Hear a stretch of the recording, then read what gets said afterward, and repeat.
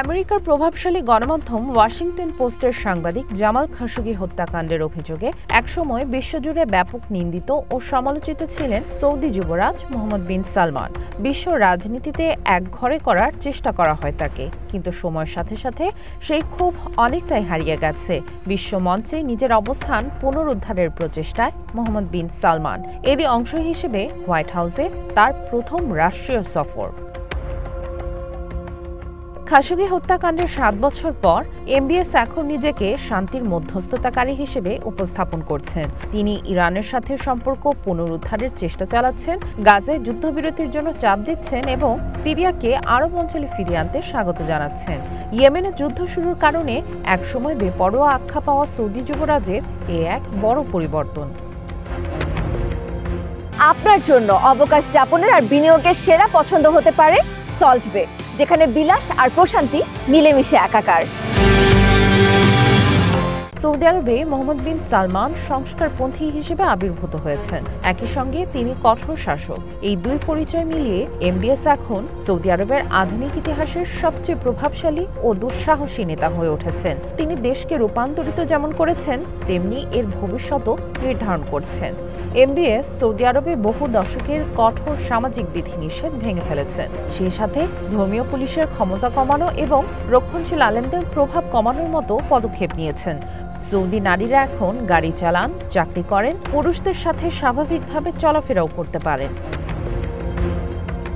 যুগ যুগ ধরে নারীদের বোরখা আর নেকাবে বন্দি রাখা সৌদি আরবে এখন পপ তারকাদের উপস্থিতি এবং ফ্যাশন শো খুবই স্বাভাবিক ঘটনা।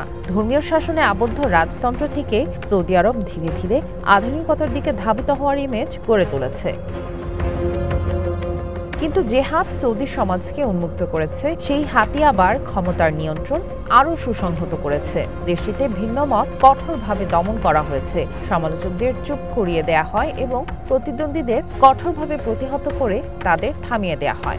এমবিএস এর বার্তা একদমই পরিষ্কার: সৌদি আরবের সংস্কার শুধু তার শর্তেই হবে এবং তার প্রতি থাকতে হবে আনুগত্য। বৈশ্বিক মঞ্চে শীর্ষ তেল রপ্তানিকারক দেশটির নেতা মোহাম্মদ বিন সালমান অদম্য হিসেবে আবির্ভূত হয়েছেন।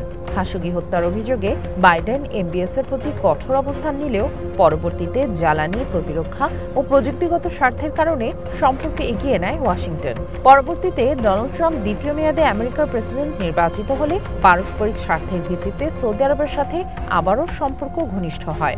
আমেরিকায় এরই মধ্যে $600 বিলিয়ন বিনিয়োগের প্রতিশ্রুতি দিয়েছে রিয়াদ।